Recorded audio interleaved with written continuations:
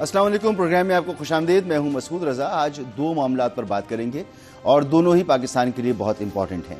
ایک پاکستان کی معیشت اور پاکستان کا انرجی کرائسس، پاکستان کی سیکیورٹی صورتحال، جو اوور آل پاکستان کی جو معاشی ایکٹیویٹیز اور معاشی صورتحال ہے اس کی عکاسی بھی کرتی ہیں، اور اس کے لیے بہت ضروری ہے کہ یہاں پر امن و امان بھی ہو، سیکیورٹی کی صورتحال بھی بہتر ہو، اور خطے کے اندر کوئی بڑی تبدیلی یا کوئی بے چینی موجود نہ ہو۔ تو اس وقت مشرق وسطیٰ کی جو صورتحال ہے، ایک ہفتہ گزر گیا، ایک ہفتے پہلے یہ خبر آئی تھی کہ کوئی ڈرافٹ تیار ہے، MOU کوئی سائن ہونے والا ہے، اور اس کے بعد پھر باقاعدہ مذاکرات جو ہیں تمام معاملات پر ہوں گے۔ آبنائے ہرمز پہلے کھول دی جائے گی، اور پھر تھوڑی بہت میڈیا پر جو گرم باتیں ہوتی ہیں دونوں طرف سے، ان میں کچھ نرمی آئے گی، اور پھر معاملات آگے بڑھیں گے۔ لیکن اس ایک ہفتے کے دوران جہاں مذاکرات پر مسلسل بات چیت ہو رہی ہے، امریکہ اور ایران دونوں اس بات کا اعتراف کر رہے ہیں کہ ایک دوسرے کے ساتھ رابطہ براہ راست بھی موجود ہے اور وہ بات کر رہے ہیں، وہیں ایک دوسرے کے اوپر مسلسل حملے بھی جاری ہیں۔ امریکہ ایران پر، ایران کی تنصیبات پر، ایران کے ایسٹس پر حملہ کر رہا ہے، اور ایران اس کا جواب امریکہ کو دے رہا ہے، اور یہ سب بھی جاری ہے، اور مذاکرات بھی ہو رہے ہیں، اور پاکستان میں بجٹ آنے والا ہے۔ تو پاکستان کے بجٹ، معاشی صورتحال میں یہ تمام جو چیزیں ہیں، ہم آج اس کو بھی سامنے رکھیں گے اور اس پر بات کریں گے کہ یہ معاہدہ نہیں ہوتا، مزید یہ جنگ آگے بڑھتی ہے، یا یہی صورتحال رہتی ہے تو پاکستان کی معاشی صورتحال جو ہے اس پر کتنا امپیکٹ پڑے گا۔ خاص طور پہ انرجی کرائسس جو ہے پاکستان کا، وہ بہت کیوٹ ہوتا چلا جا رہا ہے، گیس کی قلت ہے، پیٹرولیم مصنوعات جو ہیں ان کی قیمتیں تاریخی بلندی پر پہنچ چکی ہیں، پھر IMF کے ساتھ جو ہمارے معاملات ہیں اس میں ہم نے جو لیوی لگا رکھی ہے وہ بہت زیادہ ہے۔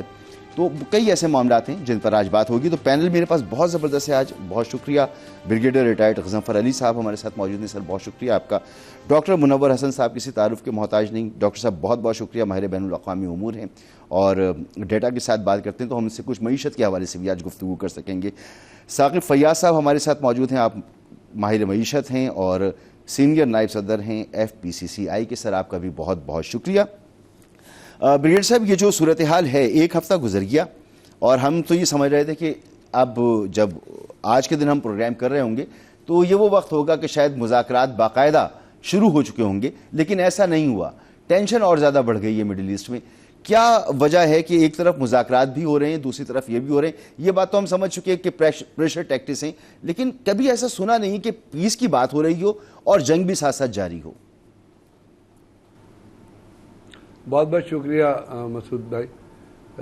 آپ نے جو پیس اور جنگ کی بات کی، تو اس وقت اگر آپ غور کریں تو یہ پہلی دفعہ ہے کہ آپ کائنیٹک ڈومین میں کولڈ وار کی بات کر رہے ہیں جی، یعنی کائنیٹکلی امریکہ کے جو ہے وہ اپنا سینٹ کام نے اپنے شپس بھی ڈپلوائے کیے ہوئے ہیں، ایران نے بھی ڈپلوائے کیے ہوئے ہیں، براکٹ بھی ہے، ایک دوسرے پہ حملہ بھی کر رہے ہیں، اور اس حملے کے دوران کائنیٹک مینز کو استعمال کر کے امن کی بات بھی کر رہے ہیں کہ یہ ہم کسی امن کے معاہدے کی طرف جائیں۔ پاکستان اس کے لیے کام بھی کر رہا ہے، شٹل ڈپلومیسی بھی کر رہا ہے، ڈائریکٹ ڈپلومیسی بھی کر رہا ہے، سجیسٹو رول میں بھی ہے، ویژنری رول میں بھی ہے، اپنی تمام قوتیں، اپنی تمام سوچ جو ہے اس کو بھی بروئے کار لا رہا ہے۔ مارکو روبیو کیا تو ٹرمپ کیا، سب سے ملاقاتیں بھی ہو رہی ہیں، وہ ایک انڈیکیشنز بھی دے رہے ہیں، لیکن کیوں نہیں پہنچ رہا یہ حل پہ؟ اور وہ اس کی ایک پیچھے ایک ڈیزائر، ایک پہلی بات کی دو تین چیزیں ہیں جو میں آپ کے سامنے رکھنا چاہوں گا۔ جی، پہلی چیز یہ ہے کہ اس جنگ کے اس تمام جو پیس کا جو بھی معاہدہ ہے جو اس کی طرف آپ اشارہ کر رہے ہیں، اس کے بلینکٹ میں، اس کے کور میں امریکن جو لابی ہے، یہ جو اپنا جو ایولانجیکل جو بھی لابی ہے، جی، جو دہشت گردوں کے ساتھ، زیونسٹ کے ساتھ مل کے کام کرتے ہیں، جو شیطان یاہو ہے یا جو پیٹ ہیگزٹ جیسے لوگ ہیں، اور ٹرمپ جو ہے، انہوں نے اسرائیل کو کھلی چھٹی دے دی ہے کہ ہم ادھر امن کی بات کریں گے، تم جا کے لبنان کو تباہ و برباد کرو اور لبنان پہ قبضہ کرو۔ ابھی آپ خود ہی دیکھ لیے، لٹانے ریور کو انہوں نے کراس کر لیا ہے، ایک اور ریور اس کو کراس کر کے وہاں وہ پہنچ گئے ہیں۔ لبنان میں سارے جو ہیں وہ مسلمان نہیں رہتے، وہاں پہ بہت سارے کرسچنز بھی ہیں، جی، لیکن ٹرمپ کی ناک کے نیچے یہودی کرسچنز کو مار رہے ہیں۔ ٹریڈیشنلی کہا جاتا تھا کہ مسلمانوں کی اور یہودیوں کی دشمنی تھی، آج یہودی کرسچنز کو مار رہے ہیں کرسچن لیڈرشپ کی ناک کے نیچے، تو اس کا مقصد کیا ہوا کہ صہیونی دہشت گرد جس میں ٹرمپ بھی شامل ہے، پیٹ ہیگزیٹ شامل ہے، وہ لبنان کے اندر گریٹر اسرائیل کا پودا لگا کے اس کو اسٹیبلائز کرنا چاہتے ہیں، پہلا مقصد. اور دنیا کو لگایا ہوا ہے کہ جی آج امن ہو رہا ہے، آج سائن نہیں ہوا، آج ڈراٹ بن گیا. دوسرا اس کا مقصد یہ ہے کہ امریکہ کسی صورت میں بھی تہران کو اسٹیبلائز نہیں دیکھنا چاہتا. اگر اور اس کی ایک بہت بڑی وہ ریفلیکشن دی ہے ولی نصر صاحب ہیں، آپ جانتے ہیں ولی نصر کا اسٹیٹس جانتے ہیں، امریکن اسٹیبلشمنٹ کے آدمی ہیں اور ان کی آواز جو ہے وہ ایک سمجھے اسٹیبلشمنٹ کی آواز ہے. انہوں نے ایک بزنس ٹوڈے میں ایک آرٹیکل لکھا ہے اور اس میں انہوں نے کہا کہ ایران، انہوں نے یہ لفظ استعمال کیا ہے کہ Iran also don't want to be a grass cutter, کہ جی وہ آپ ان کو ایک لالی پاپ دے دیں کہ جی ہم نے گھاس کاٹ دی ہے، اوپر سے کاٹ دی ہے تو نیچے سے تو اس نے پھر اگنا ہے. تو ایران جو ہے وہ ٹینجیبل چیزوں کو مانگتا ہے جس کے اوپر یہ کوئی امن کی جو شاخ ہے یہ آگے چڑھے. ابھی اس کو شاخ کو آگے کس طرح چڑھے گی، اس لیے وہ نہیں چڑھتی کہ اس کے اندر تمام کے تمام جو مقاصد ہیں وہ ایک ریلیجیس ٹیررزم جو ہے اس کے اوپر بیس کرتے ہیں، اور اس کے اندر وہ جو ٹینجیبل چیزیں ہیں وہ امریکہ ایران کو نہیں دینا چاہتا. اگر اتنا امریکہ سیریس ہے تو اس کا بڑا مسئلے کا حل تھا کہ امریکہ اپنا بلاکیٹ ہٹا لے، ایران اپنا بلاکیٹ ہٹا لے گا. ایران چاہ رہا ہے کہ ان تمام چیزوں پہ بات ہونے کے علاوہ ایران کو ایک کوئی گریس پیریڈ ملے، چاہے وہ اس کی انڈیکیشن بھی پاکستان نے جو ڈرافٹ دیا تھا اس کے اوپر آئی بھی تھی کہ پہلے مرحلے کے بعد دوسرے مرحلے کے درمیان کوئی 30 سے آپ کہے کہ 30 سے 60 دن کا وقفہ ہوگا. اس کے اندر ایران یہ چاہتا ہے کہ یہ گس کرے کہ واقعی جو چیزیں کمٹ کی گئی ہیں ان چیزوں کے اوپر کوئی بات چیت، وہ ان کے اوپر پریکٹیکل ریمیفیکیشن بھی آ رہی ہے، یا پھر اسرائیل اٹھا کے یا امریکہ اٹھا کے ایران پہ حملہ کر دے گا.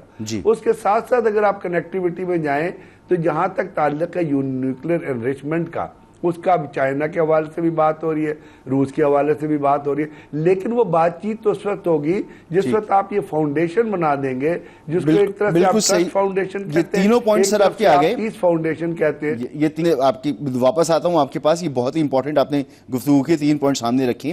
ڈاکٹر منور حسن صاحب، لبنان کو گرانا ہے، ایران کو اٹھنے نہیں دینا، اس کو ڈھیر کرنا ہے، نیوکلیر ایشو کو ہمیشہ کے لیے ختم کرنا ہے، ایران کے میزائل پروگرام کو کرٹیل کرنا ہے.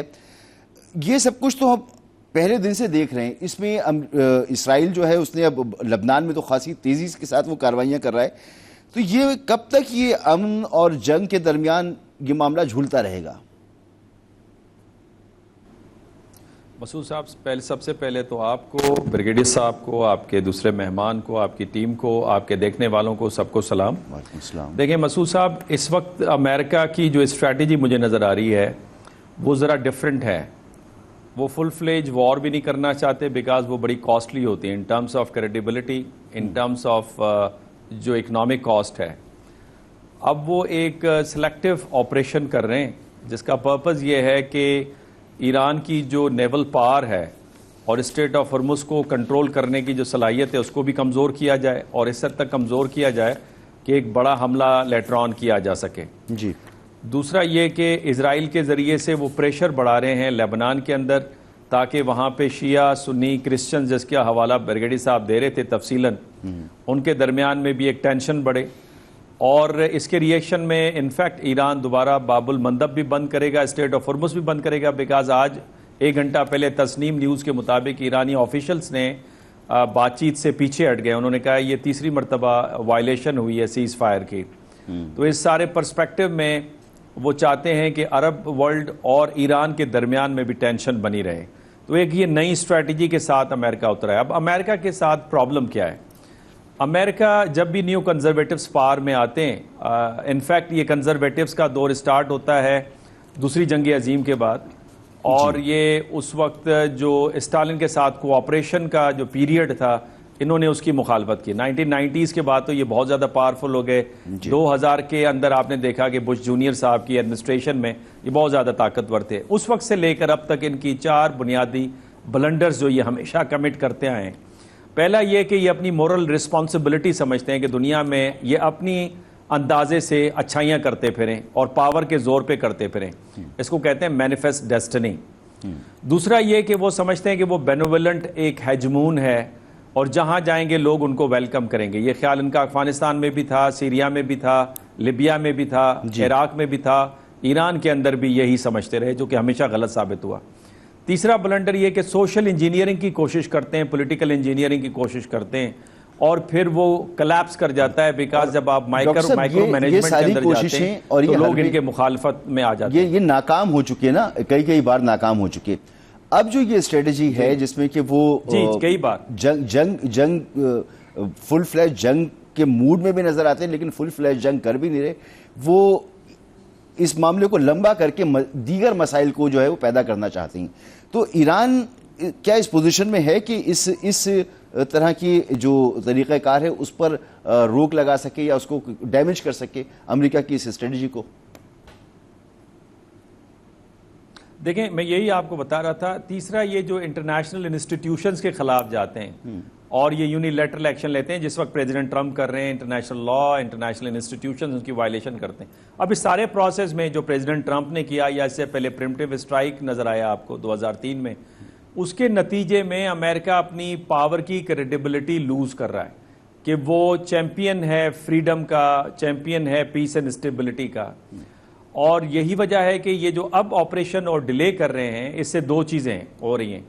ایک تو اسرائیل کی سپورٹ امریکہ میں اور دنیا میں کم ہو رہی ہے, اور دوسرا یہ کہ اکنامک اینڈ پولیٹیکل کاسٹ اس کی بہت زیادہ. ابھی آپ نے دیکھا ہوگا واشنگٹن پوسٹ نے, اس کے علاوہ NBC ہو گیا, اس کے نیو یارک ٹائمز ہو گیا, پیو سینٹر ہو گیا, ان سب نے سرویز کیا ہے تقریباً 3-4 دن پہلے.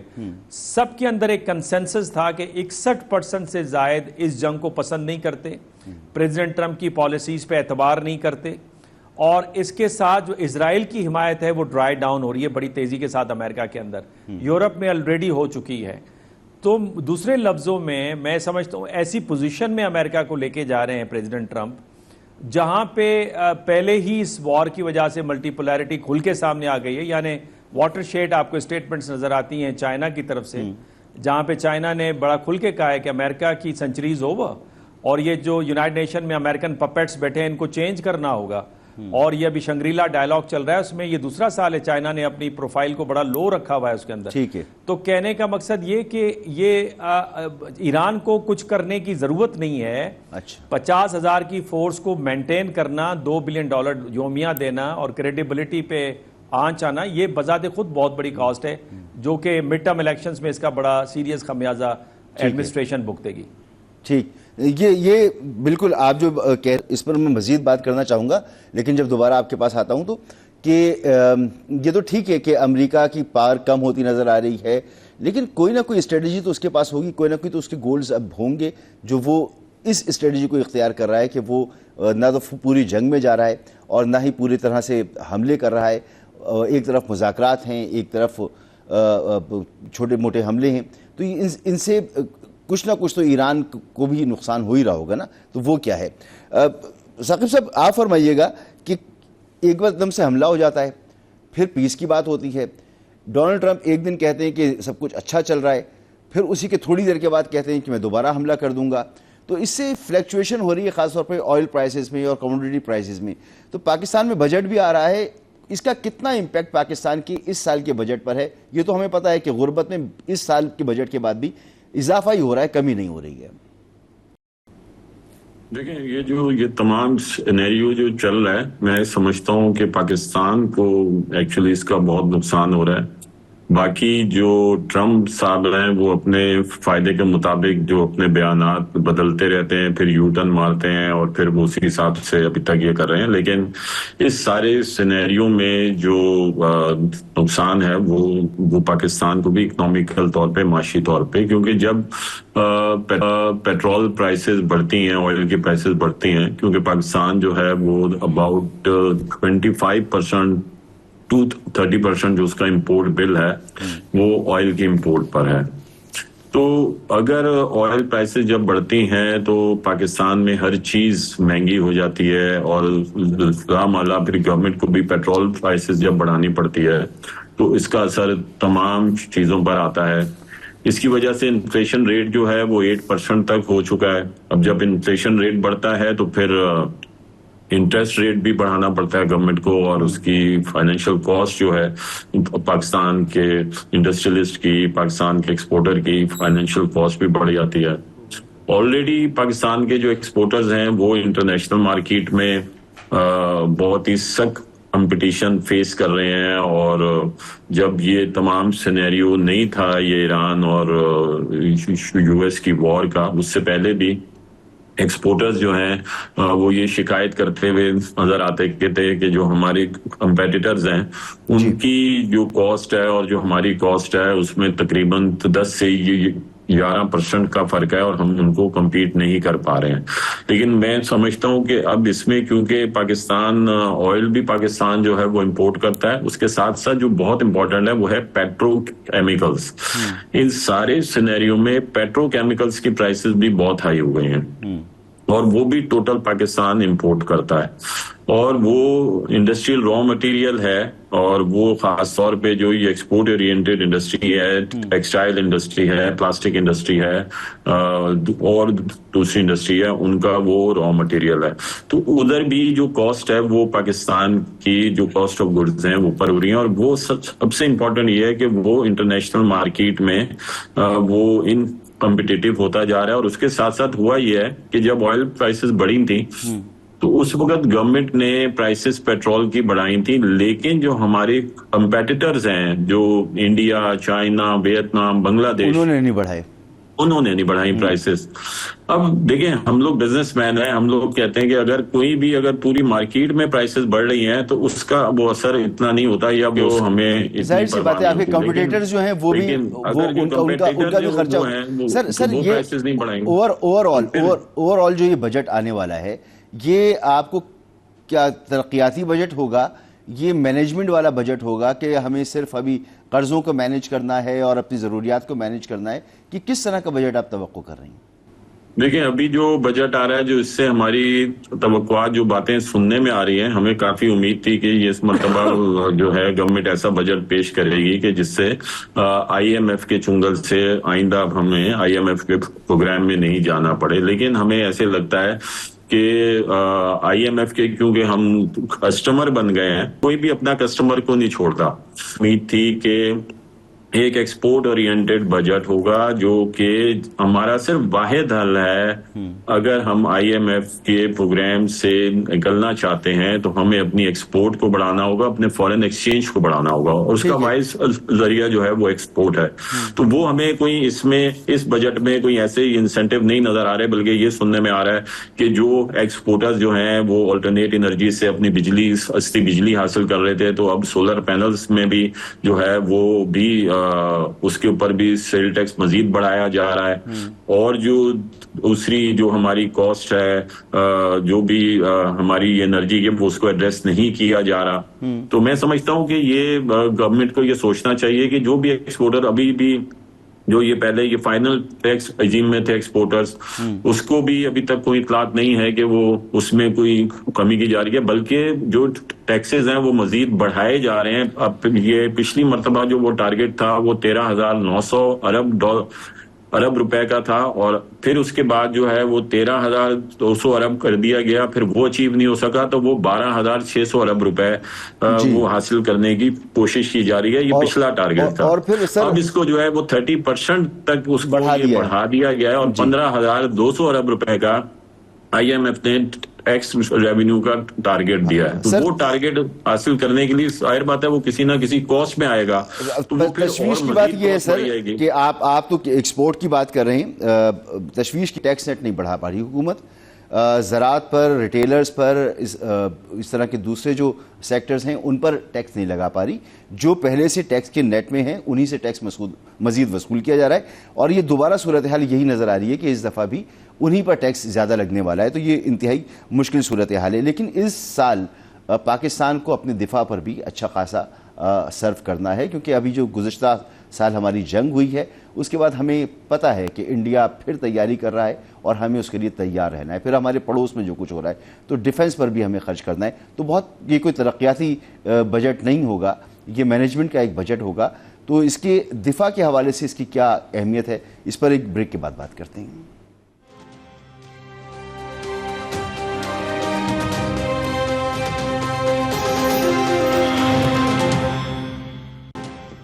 Welcome back. ایک طرف خطے میں جنگ ہے، دوسری طرف پاکستان کے پہلے سے ہی بہت ہی سخت معاملات ہیں معاشی حوالے سے، انرجی کرائسس ہے۔ پاکستانی تاجر جو ہیں وہ مسلسل شکایت کر رہے ہیں کہ ہم کمپیٹیبل نہیں ہیں مارکیٹ میں، کیونکہ ارد گرد انرجی کا کرائسس نہیں ہے، وہاں پر انرجی سستی ہے، ہمارے انرجی مہنگی ہے۔ اس کے علاوہ دیگر عوامل ہیں جس کی وجہ سے ہم اپنی ایکسپورٹ نہیں بڑھا پا رہے۔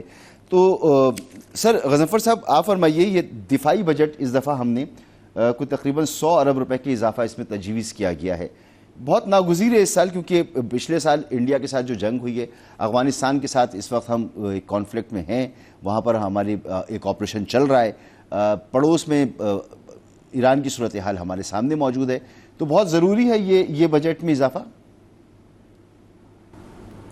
یا ضروری تو دنیا کے جو حالات ہیں ان کے حساب سے، خطے کے جو حالات ہیں حساب سے، اور خاص طور پہ جو ڈیولپمنٹ ریسنٹ جو آپ کی نظر سے گزری ہوگی کہ افغانستان اور رشیا کا جو ہے وہ کہہ رہے ہیں، رشیا کہہ رہا ہے کہ ہمارا افغانستان سے ڈیفنس پیکٹ ہو رہا ہے۔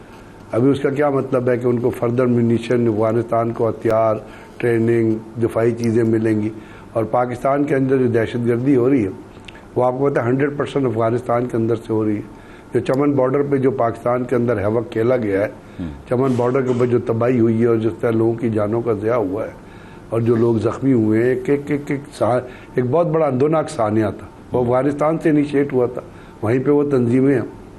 اور اس تمام صورتحال میں، اور جب انڈیا یہ کہتا ہے کہ ہم نے سندور 2 بھی جاری رکھنا ہے، اور ان کے آرمی چیف کی اسٹیٹمنٹ بھی آپ نے سنی جو آپ کی نظر سے گزری ہوگی، جی، تو بات یہ ہے کہ یہ ایک جو وہ کہتے ہیں نا، جو اسکیل کو بڑھانے کی کوشش جو افغانستان کی طرف سے اور بھارت کی طرف سے ہو رہی ہے، تو اس کو آپ نے کہیں تو بیلنس کرنا ہے، اور کسی طرح تو بیلنس کرنا ہے۔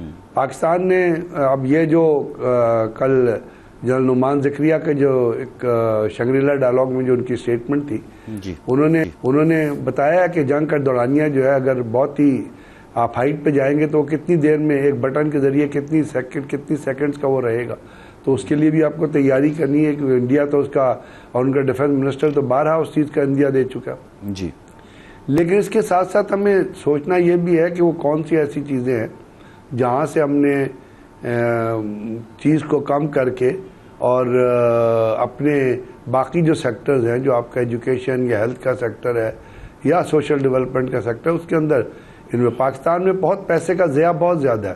ابھی آپ کے سامنے اتنی فیکچوئل تصویر پیش کی اپنا مہمان نے۔ So you have to be pragmatic.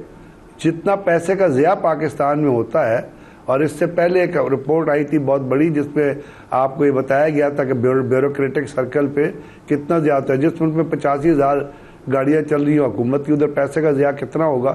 آپ نے ابھی دیکھا یہ جو کفایت شاری تھی، اس میں کتنے لوگوں نے اپنی گاڑیاں سرنڈر کی تھی۔ آپ جا کے کبھی سیکریٹریٹ میں پوچھ لیجیے گا، یونیورسٹی اور کالجز کے کچھ بند نہیں ہو رہا سر، بند ہو رہے ہیں یونیورسٹی اور کالجز۔ جی ہاں، ہمارے یہاں پہلے ابھی بھی ایچ ای سی کا بجٹ جو ہے، رپورٹ یہ آ رہی ہے کہ ایچ ای سی کا بجٹ 90% بجٹ نہیں جاری کیا گیا، جس سے آپ کو پتا ہے پاکستان میں کوئی 248 یونیورسٹیز ہیں، اس میں کوئی 143 یونیورسٹی غالباً سرکاری فیلڈ سرکاری یونیورسٹیز ہیں، جس میں پنجاب میں تو ان کو بجٹ جب نہیں جاری کریں گے، آپ ایجوکیشن کو کرٹیل کریں گے، لوگوں کا انڈر گریجویٹ کا گریجویٹ کا ان کا ایم کا کرو، اپنا پڑھائی کس طرح چلے گی، ان پہ آپ کو لگاتے ہیں۔ ابھی آپ کچھ کبھی اسٹیٹس اٹھا کے دیکھیے گا کہ اس حکومت نے MNA اور MPs کو کتنے کروڑ روپے دیے ہیں، مطلب کیا ضرورت تھی اس چیز کو دینے کی۔ So what I main to سے کہ آپ نے جب آپ کی ایک ذرائع ہے، آپ کا دفاع آپ کی ضرورت ہے، تو آپ نے باقی چیزوں کو تو کنٹرول کرنا حکومت کی ذمہ داری ہے نا۔ کفایت شہری کا صرف نعرہ نہیں سر، کفایت شہری نظر آنی چاہیے نا، ہوتی ہوئی نظر آنی چاہیے کہ بچت ہو رہی ہے کچھ۔ سر منور صاحب، یہ کیا کافی ہے ہمارے لیے؟ انڈیا سے جنگ جیت لی، ہم نے سفارتکاری کر لی، ہم ثالث بن گئے، لیکن جو ہمارے بڑے زبردست قسم کے چیلنجز ہیں، اس میں انرجی کرائسس ہے، اس میں ہم کچھ نہیں کر پا رہے۔ ہم امپورٹ اور ایکسپورٹ کے درمیان جو فرق ہے اسے ختم نہیں کر پا رہے. ہم اپنے لوگوں کو خط غربت سے اوپر لانے کے بجائے اس بجٹ کے بعد ہم دیکھ رہے ہیں کہ وہ مزید خط غربت سے نیچے جا رہے ہیں. مطلب کہ مہنگائی بڑھ رہی ہے, غربت بڑھ رہی ہے اور ہر آدمی کو اس کا اثر پڑے گا. تو سر یہ تو بڑی مشکل صورتحال ہے حکومت کے لیے. اس صورتحال میں تو حکومت کے لیے بڑے چیلنجز ہونے چاہیے. مسعود صاحب, ایک کانسیپٹ ہے جسے اسٹرکچرل امپیریلزم کہا جاتا ہے. جان گالتونگ نے یہ تھیری دی تھی کس طرح سے ورٹیکل اینڈ ہاریزنٹل اسٹرکچر ہے جس کے ذریعے سے سینٹر نیشنز کے آپس کے تعلقات, سینٹر اور پیریفرل کے درمیان میں جو ورٹیکل ریلیشن شپ ہے جس میں ان کو ایکسپلائٹ کیا جاتا ہے. اب ہماری جو بدقسمتی ہے وہ یہ کہ مینی فرنٹس پہ ہماری کامیابیاں ہیں. انڈیا کے فرنٹ کے اوپر, فارن پالیسی کے فرنٹ کے اوپر, چاہے وہ میڈیشن کا کردار ہو. آج بھی جو یورپین یونین کا مشن آیا ہوا ہے ان کی جو ہیڈ ہیں جن کا نام کاجا کلاس ہے, انہوں نے پاکستان کو ایک امپورٹنٹ ریجنل پاور گردانا ہے. لیکن اسے ہم ٹرانسلیٹ نہیں کر پائے اپنی political, social and economic strength کے اندر. اور اس کی بنیادی وجہ یہ کہ وہ جو نیو کلونیل اسٹرکچر آپ کے ہاں موجود ہے وہ ایلیٹ کیپچرنگ کے ذریعے اسے آپ نے سسٹین کیا ہوا ہے. اسے آپ توڑ نہیں پا رہے اب تک, بیکاز جو سسٹیمک لیول پر, ریجنل لیول پہ جو تبدیلیاں رونما ہوئی ہیں, آپ کے پاس تو ایک اپرچونٹی ہے کہ آپ پورا ریفارم لائیں اور کمپریہنسو ریفارم لائیں, بیکاز اب اس اسٹرکچر کو سپورٹ دینے والے کمزور ہیں. آپ کو چاہیے کہ اپنی پالیٹکس میں, اپنی سوسائٹی میں, اپنی اکانومی میں آپ تبدیلیاں لے کے آئیں اور اس کے اندر جو جتنے بھی اسٹرکچرز ہیں ان کو ریفارم کریں. پاکستان میں ریفارمز, لیکن ریفارمز کیا ہم کرنا چاہتے ہیں یا ہم کر سکتے ہیں یہ, یا کیونکہ یہ جو بجٹ ہے یہ بجٹ بھی ہمیں پچھلے بجٹ سے کوئی مختلف تو نظر نہیں آ رہا, موڈ ہمیں نظر نہیں آ رہا اس وقت بھی کہ کسی قسم کی ایکچوئل ریفارمز ہمیں ہوتی ہوئی نظر آئیں گی. تو آنے والا سال پاکستان کے لیے, پاکستانیوں کے لیے کیسا ہوگا, اس پر ایک بریک کے بعد بات کریں.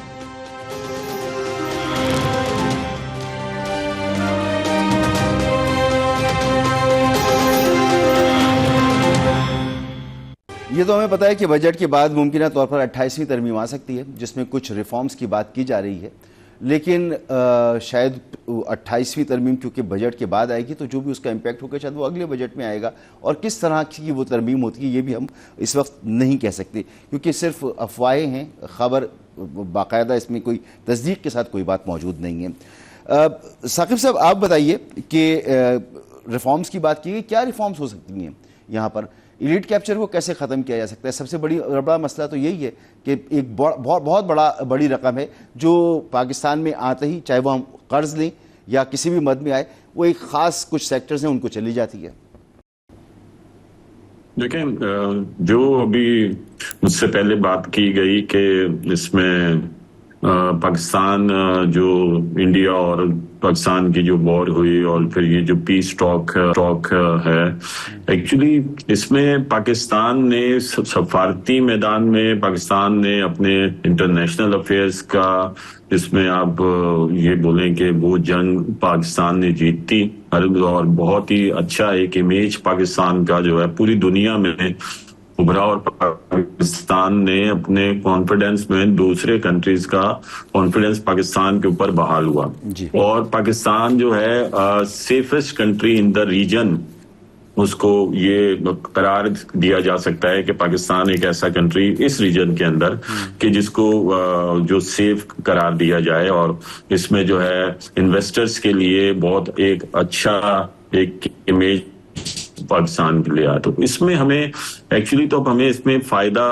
اس بات سے اٹھانا چاہیے جو فورن انویسٹرز ہے, جو اب یہ مڈل ایسٹ میں جو انویسٹمنٹ کر رہا تھا یا جو اور دوسری کنٹریز میں یا جو کسی وجہ سے پہلے پاکستان میں نہیں آتا تھا تو وہ اب وہ آنا چاہتے ہیں. خاص طور پہ جو چائنا ہے وہ اپنی انڈسٹریز پہ لوکیٹ کرنا چاہتا ہے ادھر, اور لیکن اس کے لیے ہمیں ایسا میکینزم بنانا ہوگا, ہمیں اپنی بہت ساری اپنی پالیسیز میں ریفارمز لانی ہوں گی. سر سالوں گزر گئے ایز آف ڈوئنگ بزنس کا نعرہ سنتے ہوئے, ایز آف ڈوئنگ بزنس کبھی ہم نے دیکھا نہیں کیا چیز ہے پاکستان میں. यही मतलब जब तक ईज ऑफ डूइंग बिजनेस नहीं होगी, हमें अपनी टैक्स पॉलिसीज में बहुत बड़ा रिफॉर्म लेकर आना होगा, हमें उसमें ईज ऑफ पेइंग टैक्सेस की तरफ आना होगा, हमें टैक्सेस में कमी लानी होगी। कौन सा इन्वेस्टर जो इंटरनेशनल इन्वेस्टर होगा वो 65 to 75% टैक्सेस देकर वो इधर अपनी इंडस्ट्रीज लगाएगा? बिल्कुल। बल्कि इधर के जो इन्वेस्टर्स हैं वो हेजिटेट कर रहे हैं कि टैक्सेस बढ़ते चले जा रहे हैं। तो जब तक हमें जो है अपनी इन रिफॉर्म्स के अंदर हमें एफबीआर की नहीं समझ आती कि एफबीआर जो है वो क्या चाह रहा है, उसको रिफॉर्म लेकर आया वो कस्टम के अंदर, और उसमें उसने फेसलेस जो है वो एक मैकेनिज्म शायद पॉलिटिकल विल अगर मौजूद फिर कुछ हो सकता है। टैक्स के मामले में एफबीआर भी नाकाम बार बार इसलिए होता नजर आता है कि जिन सेक्टर्स पर टैक्स लगना चाहिए वहां पर पॉलिटिकल कुछ मफादात आड़े आ जाते हैं और फिर हम वो काम नहीं कर पाते। एक ब्रेक मुझे यहाँ लेना है, ब्रेक के बाद वापस आते हैं।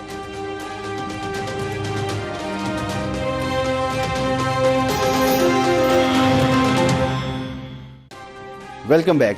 चाहे मामला मिडिल ईस्ट के क्राइसिस का हो, चाहे पाकिस्तान के अपने चैलेंजेस का हो, जिसमें एनर्जी है, जिसमें दहशतगर्दी है, जिसके में पाकिस्तान के माशी मसाइल हैं, तो इनसे निपटने के लिए हुकूमत किस तरह का बजट लेकर आ रही है, इस पर हम प्रोग्राम्स करते रहेंगे। इंशाअल्लाह ताला कल फिर आपसे मुलाकात होगी। इस वक्त ख़त्म हो गया है। बहुत शुक्रिया आपका ब्रिगेडियर रिटायर्ड गज़नफ़र अली साहब, डॉक्टर मुनव्वर हसन साहब, जनाब साकिब फैयाज साहब।